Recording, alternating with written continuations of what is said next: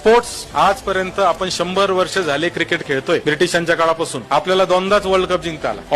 Olympic आपण चायनाच्या आधीपासून Olympic मध्ये आहे. 1900 सालापासून आपण ऑलिम्पिक मध्ये भाग घेतोय. आजपर्यंत मागच्या 124 वर्षात भारताला किती मेडल मिळाले माहितीये का? 35. सगळे मिळून गोल्ड, सिल्वर, ब्रॉन्झ तिन्ही मिळून मिळालेले मेडल 35. आणि चायनाने काय केलं? 1950-52 ला ते पहिल्यांदा ऑलिम्पिक मध्ये आले. पहिल्या वर्षी 0 होते आणि मागच्या एका वर्षात 2020 साली जे ऑलिम्पिक झालं त्या एका वर्षात त्यांना गोल्ड फक्त 38 मेडल मिळालेले. आजपर्यंतची त्यांची मेडलची टॅली टोटल 771 आहे आणि भारताची 38 आहे. मी चायनाला एकदा गेलो, आम्हाला स्पोर्ट्स युनिव्हर्सिटी दाखवली. ही स्पोर्ट्स युनिव्हर्सिटी आम्ही पाहायला गेलो, त्या गावाचं नाव मला आठवत नाही. हजारो एकरामध्ये स्पोर्ट्स युनिव्हर्सिटी आहे. ऑलिम्पिक मध्ये खेळले जाणारे सगळे खेळ त्या स्पोर्ट्स युनिव्हर्सिटीमध्ये शिकवले जातात. कसे शिकवले जातात? तर वयाच्या 5 वर्षापासून ते विद्यमान जी टीम आहे म्हणजे आत्ताची करंट टीम, त्या टीमच्या मेंबर पर्यंत सगळ्यांनी तिथं मुक्कामी राहून शिक्षण घेऊन तिथं त्या ऑलिम्पिक साठी तयारी करायची. ह्याच्या बदल्यात त्या मुलाच्या किंवा त्या मुलीच्या आई वडिलांना दरमहा सरकार पैसे देतं. का देतं पैसे? तर तुमचा मुलगा किंवा तुमची मुलगी राष्ट्र कार्यासाठी आता आम्ही देशासाठी घेतलेली आहे आणि म्हणून मला असं वाटतं की या सगळ्या गोष्टींवर खऱ्या अर्थाने विचार करणं गरजेचं आहे.